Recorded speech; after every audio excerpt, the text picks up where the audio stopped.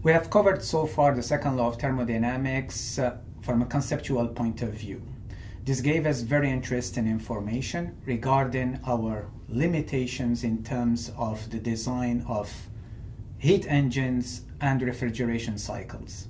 So for example, we learned that it's impossible for us to design a heat engine with 100% efficiency. So we asked ourselves, well, what's the maximum in this case? And this led us to Carnot efficiency. So we designed things like Carnot heat engine and Carnot refrigerator. But now we'll have to approach the second law of thermodynamics from more an analytical point of view. And before starting, we have to recall that each law of thermodynamics introduces a certain property. So the zeroth law of thermodynamics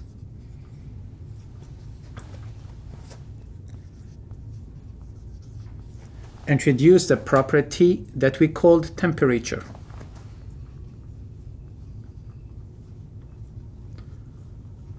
T. Then we introduced the first law of thermodynamics,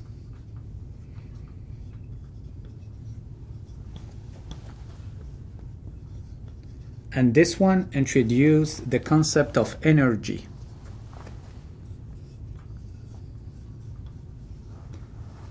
E.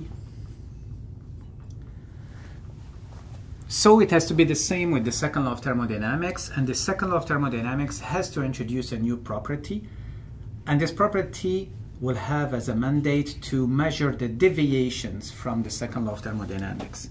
So the second law of thermodynamics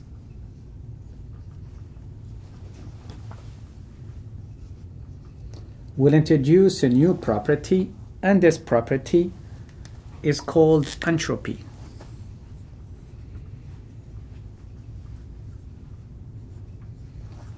And the symbol for entropy is S, okay?